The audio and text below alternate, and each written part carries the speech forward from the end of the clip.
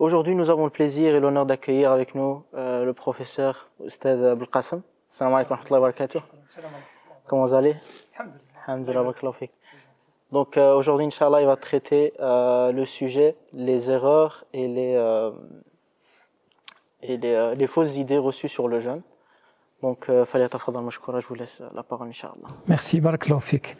Donc, peut-être il serait judicieux d'aborder la question pourquoi on doit parler des erreurs donc, sur le Ramadan, parce qu'elles ont une implication directe sur le caractère légal ou pas du jeûne. Donc il est important de savoir, avant d'aborder le jeûne, quelles sont les erreurs à éviter absolument, de manière à ne pas tomber sur celles-ci qui pourraient annuler donc, notre jeûne. Donc c'est important de savoir précisément les erreurs sur le plan juridique, hein, aussi sur le plan spirituel, parce que le Ramadan c'est une école de piété, c'est une école de spiritualité importante, et on ne doit pas rater absolument ce but qui a été tracé par Allah subhanahu wa ta'ala et rapporté dans le Coran.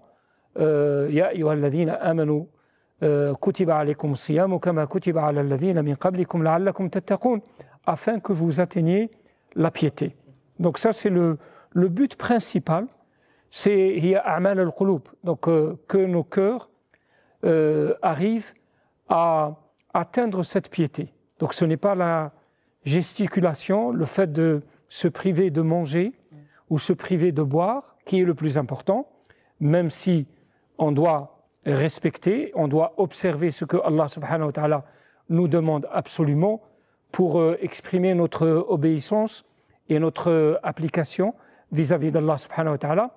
Mais le plus important, c'est que nos cœurs atteignent cette piété qui est le but et la finalité recherchée derrière ce jeûne. Donc on va, Inch'Allah, souligner ces erreurs qui ont leur importance pour le jeûneur, de manière à les éviter pour ne pas tomber sur l'annulation de son jeûne sur le plan juridique et sur le plan légal, islamiquement parlant. Et donc, peut-être éventuellement nous dire quelles sont les principales erreurs justement pour pouvoir arriver à cette finalité.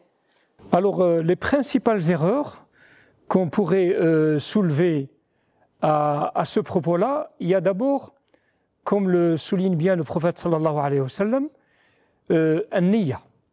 An-niyya, donc c'est l'intention, et c'est un hadith qui est très important dans l'islam, et les ulama, les savants, ils disent, s'il y a 4 ou 3 hadiths à retenir dans tout ce que le prophète sallallahu alayhi wa sallam a dit dans sa vie, il y a celui-ci. Les actions ne valent que par leur intention. Innamal a'malu binniyat wa innamal likulli imri'in ma nawa. Et pour chacun selon son intention. Et Allah subhanahu wa ta'ala va regarder ce qui se passe dans nos cœurs. Et c'est pour ça que le prophète sallallahu alayhi wa sallam, il dit, Allah n'observe pas vos visages ni vos parures extérieures, j'allais dire, votre extérieur, mais il va regarder vos actions et vos cœurs. Et c'est ça le plus important. Donc, la première des choses sur laquelle on doit prendre, j'allais dire, nos précautions et la travailler, c'est l'intention. Donc, l'intention pour le jeûne, qu'on va jeûner pour Allah subhanahu wa ta'ala. Et ce jeûne-là, cette intention, elle doit se faire avant l'aube. C'est très important.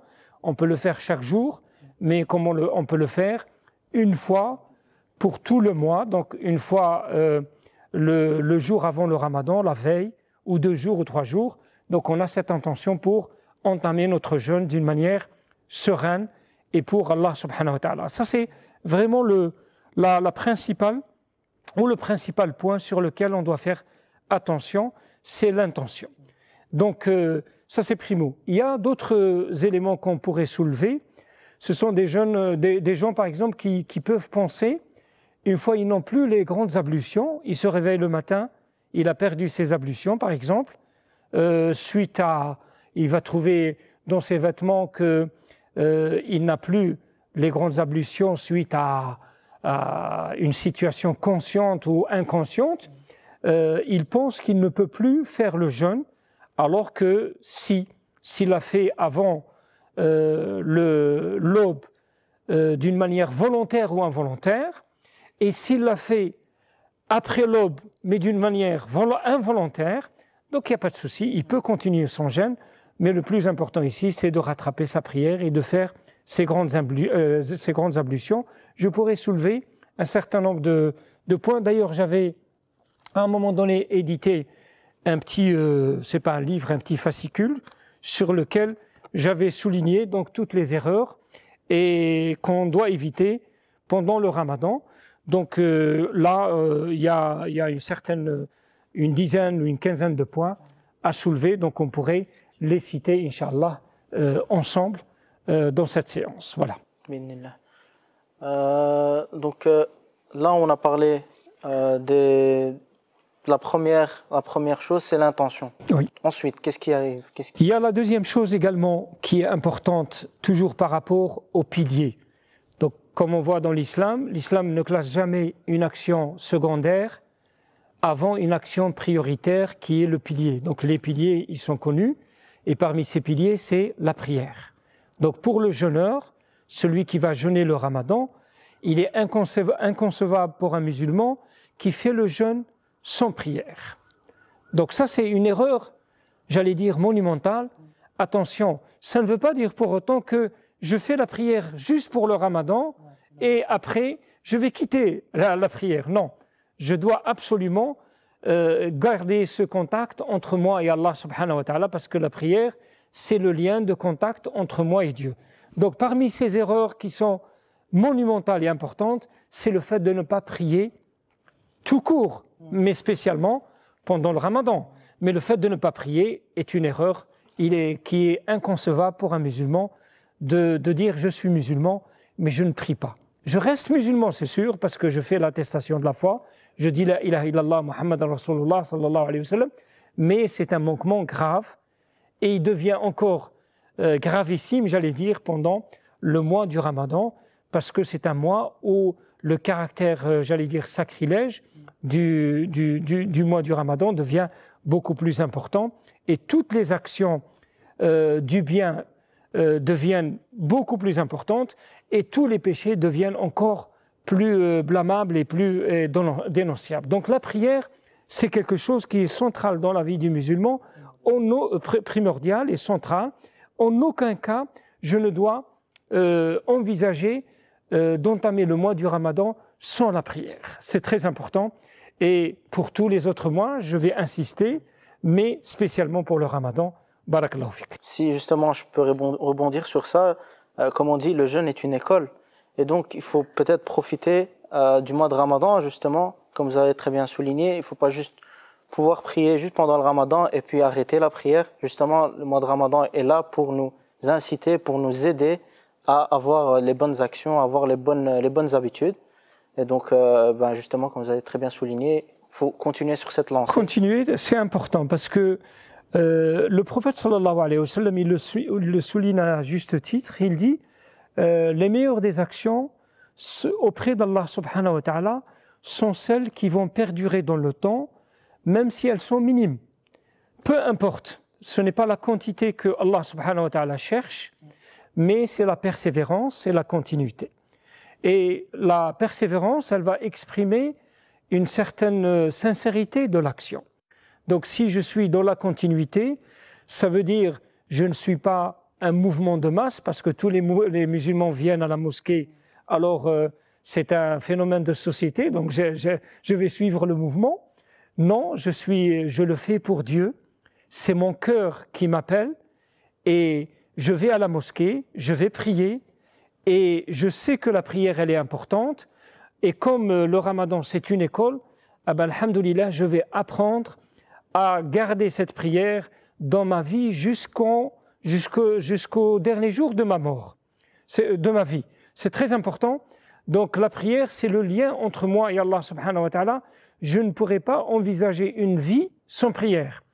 Et grâce au mois du Ramadan, je vais apprendre à me rapprocher plus d'Allah subhanahu wa ta'ala, parce que c'est un mois d'intensité, c'est un mois d'apprentissage, c'est un mois de spiritualité, c'est un mois où je vais me sentir beaucoup plus proche d'Allah subhanahu wa ta'ala, alors autant je vais faire beaucoup plus d'actions facultatives et la prière, c'est l'action centrale avec la récitation et la lecture du Coran. Donc, n'oublions pas, continuons après le Ramadan, ça c'est, j'allais dire, c'est le signe qui fait que je suis quelqu'un qui a répondu sincèrement à l'appel d'Allah subhanahu wa ta'ala. Je vais continuer dans mes actions après le Ramadan. Justement, c'est le moment de changer. Si on a fait des erreurs, si on a fait s'il y a des manquements dans nos actions, c'est le mois du Ramadan qui permet de faire ce changement. C'est le mois du déclic, on peut dire ça. C'est le mois du déclic, pourquoi? Parce que les conditions sont réunies. Alors, réunies déjà sur le plan spirituel, je suis déjà privé de manger, de boire, donc mon corps, il est beaucoup plus apte et il est plus réceptif à me verser plus dans la spiritualité. Donc, je réponds plus à l'appel d'Allah subhanahu wa ta'ala. Je ne cours pas derrière mes passions, passions charnelles ou quelles qu'elles soient, puisque je me prive, c'est très important. Et mon cœur, donc les actions du cœur, elles vont prendre le dessus par rapport aux actions du gestuel, parce qu'on a des actions du gestuel telles que la prière ou le hajj, mais il y a d'autres actions du cœur comme siyam, comme la récitation du Coran, comme le fait de ne pas regarder le haram. Ce sont les actions du cœur qui sont préférables auprès d'Allah subhanahu wa ta'ala. Et pendant ce mois, ces actions-là, elles vont être, j'allais dire, fortifiées, consolidées. Et pendant ce mois-là, je pourrai donc profiter de ces conditions-là. N'oublions pas que shayatin, elles sont musaffada, donc elles sont enchaînées.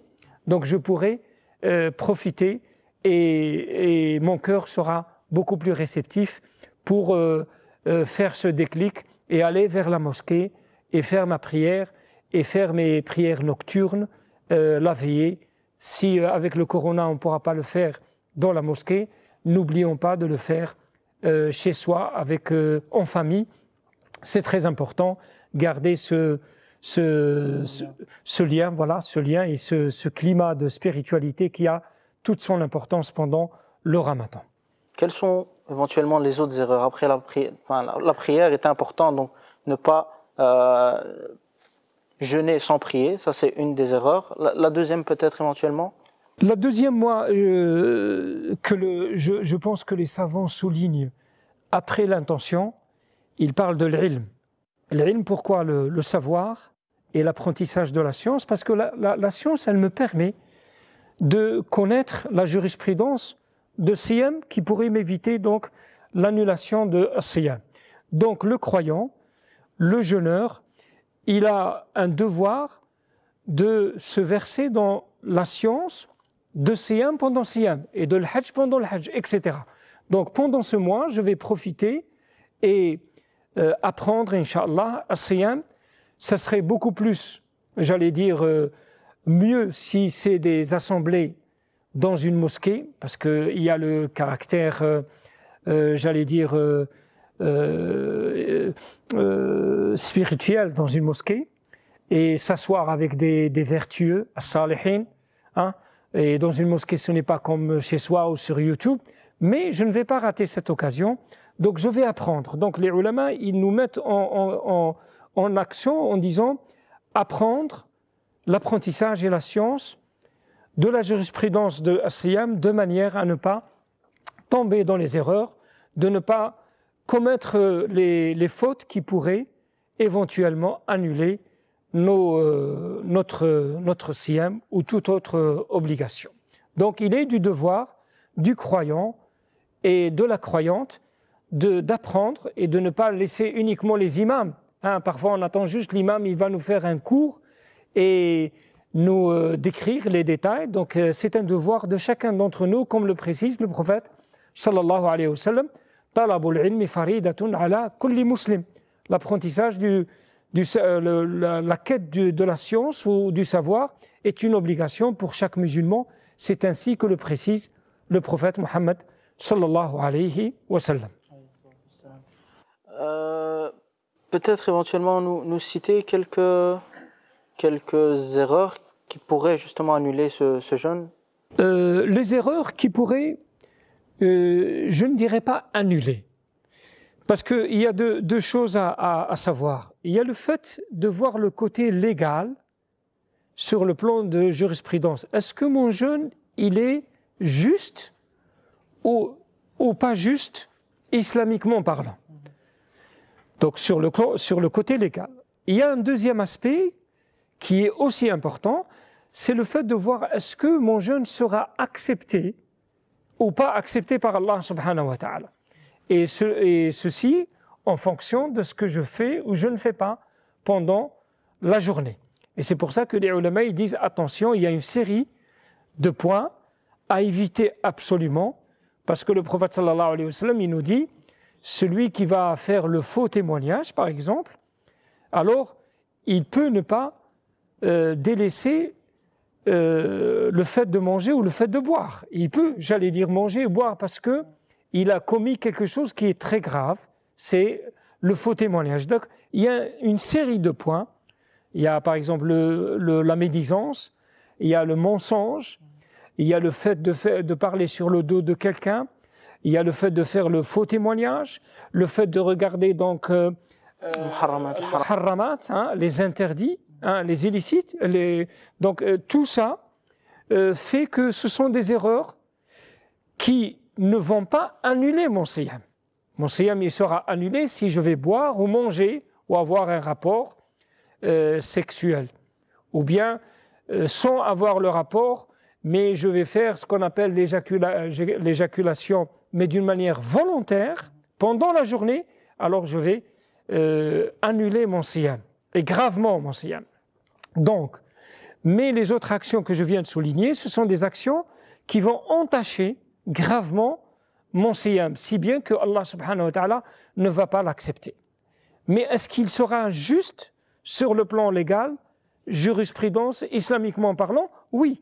Si j'ai respecté le fait de me priver de manger depuis l'aube jusqu'au coucher du soleil, donc al-ghurub, je n'ai pas mangé, je n'ai pas bu, je n'ai pas eu de rapport, j'ai fait al-niya, mon siyam, il est sahih. Sahih, ça veut dire il est juste, il est légal. Mais ce n'est pas pour autant qu'il est accepté. Pourquoi? Parce que je dois respecter les commandements. Parce que siyam, ce n'est pas se priver de boire et de manger, mais aussi de priver ses sens de al-muharramat. Je ne dois pas écouter al-muharramat, je ne dois pas regarder al-muharramat, je ne dois pas toucher al-muharramat, je ne dois pas y aller vers al-muharramat. Donc il y a un certain nombre de choses, tous mes sens, ils doivent faire siyam avec moi. Ce n'est pas seulement de se priver de manger et de boire, comme je viens de souligner. Wallahu a'lam. Barakallahu fikoum Oustad pour tous ces éclaircissements. Jazakallah, merci. Je voulais rebondir sur un sujet qui était très important, notamment en cette crise sanitaire. Justement, les mosquées sont fermées. Quelles sont les opportunités qui s'offrent à nous? Quelles sont les possibilités de pouvoir de faire vivre ce mois du Ramadan comme il se faut, malgré que les mosquées sont fermées, que les rassemblements sont limités? Quelles sont les opportunités qui s'offrent aux musulmans pour pouvoir profiter de ce mois au maximum? Barakallahu fik, jazakallah. Donc d'abord on souhaite Inch'Allah que les mosquées restent ouvertes pendant le Ramadan bi'idnillah subhanahu wa ta'ala, malgré que les dispositions annoncées jusqu'à maintenant ne nous donnent pas beaucoup d'espoir. Mais bon, sinon alhamdulillah on a nos demeures, le croyant et la croyante. Donc pendant ce mois, Inch'Allah, on doit profiter au maximum de manière à faire vivre ces veillées avec nos enfants, avec notre famille. Donc la lecture du Coran et Salat al-Tarawih, la veillée. Donc en deux mots, la veillée, comment on peut faire, comme à la mosquée. même si on n'a pas tout le Coran, on peut prendre un livre et on commence à réciter les versets du Coran ou les sourates selon notre capacité, selon notre aptitude, j'allais dire, selon le temps qu'on a également. Donc autant le faire au maximum comme on peut. Donc on ne doit pas délaisser parce qu'il n'y a pas salat tarawih dans les mosquées et croire que on peut ne pas le faire. Non, c'est une action facultative très importante. Le prophète sallallahu alayhi wa sallam, il l'a fait, les compagnons après lui. Et si je peux le faire, et je pense qu'on peut le faire avec nos enfants, et on peut le faire en groupe, sans oublier l'adhan. On fait l'adhan pendant les 5 prières, évidemment en respectant le voisinage, hein, on ne peut pas le faire à haute voix. L'adhan, on fait la prière, et pourquoi pas, on fait salat tarawih en famille, en groupe, en récitant le Coran. Donc autant profiter de ces soirées qui sont exceptionnelles pendant ce mois d'exception, et il ne revient qu'une fois par an, et on ne sait pas si on sera présent l'année prochaine. Wallah al-musta'an. Justement, vous avez parlé du respect du voisinage. Quel est votre conseil aux musulmans, justement, dans cette période, on va dire, spéciale pour le musulman, mais que peut-être le voisin ne comprend pas, peut-être que le voisin va pas directement adhérer à certaines pratiques. Quel est votre conseil, justement, pour pouvoir respecter au maximum le voisinage? Oui, comme ce sont des veillées, et on est toujours dans la période, on va dire, pas estivale, mais quand même les journées, elles sont longues, et donc les veillées, elles sont tardives, pendant les soirées. Donc on doit prendre en considération le respect du voisinage, d'autant plus que nous vivons ici en Belgique dans des latitudes où les gens, j'allais dire, tôt rentrent chez eux.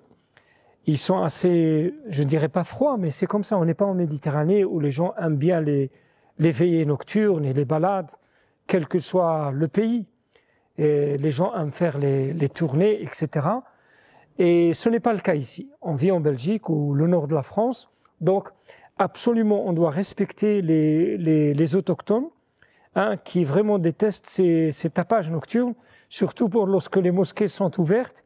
Ce sont des attroupements indésirables, parce que les voix elles vont s'élever, etc.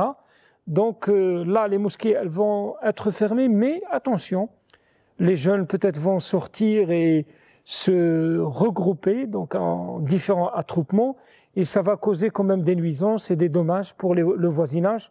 Barakallahu fikoum, il ne faut pas que le ramadan se transforme en des moments détestables par les non-musulmans. Au contraire, le ramadan, c'est un mois béni pour le musulman, et c'est une miséricorde pour les non-musulmans. On doit, comment dirais-je, prier, on doit méditer, et on doit le faire dans la continuité chez soi, en respectant ce voisinage. Wallahu a'lam.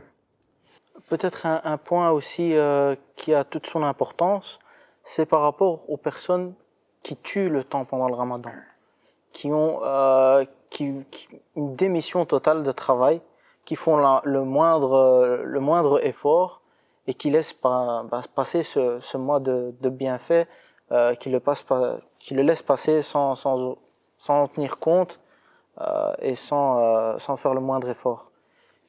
Quel est votre conseil à ce niveau-là? Oui, c'est bien de souligner ce point, parce que on va dire, c'est le drame chez les musulmans. Surtout chez la jeunesse musulmane. Hein. Chez la jeunesse, c'est vraiment, on devient démissionnaire pendant le mois du Ramadan. Pourquoi? Et je ne sais pas, parce que le croyant, normalement, il est plus dans l'action. C'est vrai qu'à un moment donné, il peut avoir des fatigues, mais il peut se reposer pendant une demi-heure, 1 heure, il fait une petite sieste, et il va retrouver ses forces.